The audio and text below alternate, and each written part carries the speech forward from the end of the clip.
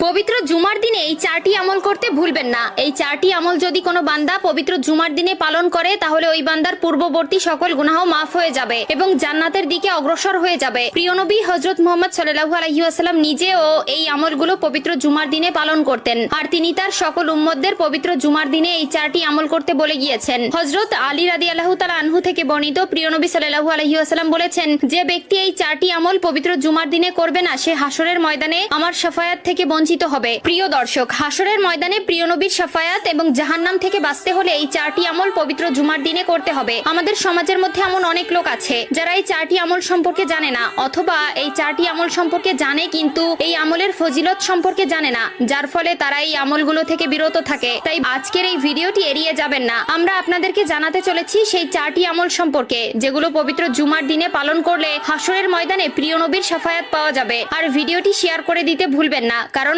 আপনার একটি শেয়ারে আরো অনেকে এই আমলগুলো করার সুযোগ পাবে, আর তারা যদি এই আমল করে সওয়াব অর্জন করে তাহলে সেই সওয়াবের ভাগীদার আপনিও হবেন। তো চলুন শুরু করা যাক আজকের এই ভিডিও। পবিত্র জুমার দিনে ইসলামে একটি বিশেষ মর্যাদাপূর্ণ দিন হিসাবে গণ্য করা হয়। এই দিনের ফজিলত ও গুরুত্ব কোরআন ও সহিহ হাদিস দ্বারা প্রমাণিত। আল্লাহ তাআলা পবিত্র আল কোরআনের মধ্যে বলেছেন, সবচেয়ে উত্তম দিন হলো জুমার দিন। এই দিনে আদম আলাইহিস সালামকে সৃষ্টি করা হয়েছে, এই দিনেই তাকে জান্নাতে প্রবেশ করানো হয়েছে এবং এই দিনেই তাকে জান্নাত থেকে বের করে দেওয়া হয়েছে। প্রিয় দর্শক, জুমার দিনে এই চারটি আমল করলে সেই বান্দা মৃত্যুর পর সরাসরি জান্নাতের দিকে অগ্রসর হয়। এই চারটি আমলের ভেতরে প্রথমেই রয়েছে জুমার দিনে সময় পেলেই প্রিয় নবী হযরত মুহাম্মদ সাল্লাল্লাহু আলাইহি ওয়াসাল্লামের নামে দুরূদ পাঠ করা। হযরত আলী রাদিয়াল্লাহু তাআলা আনহু থেকে বর্ণিত, একদিন এক সাহাবী এসে প্রিয় নবীকে বললেন, হে নবী, মৃত্যুর পর হাসরের ময়দানে আমি আপনার সাথে থাকতে চাই, এখন আমার করণীয় কি? তখন প্রিয় নবী তার উত্তরে বললেন, তুমি দিনের ভিতরে যতটুকু সময় পাবে সেই সময়টুকু আমার নামে দুরূদ পাঠ করবে। প্রিয় দর্শক, আমরা যদি দিনের ভিতরে অবসর সময়ে প্রিয় নবীর নামে দুরূদ পাঠ করি তাহলে হাসরের ময়দানে আমরা কখনোই তার সুপারিশ থেকে বঞ্চিত হব না। 2 নম্বরে যে আমলের কথা বলা হয়েছে তা হলো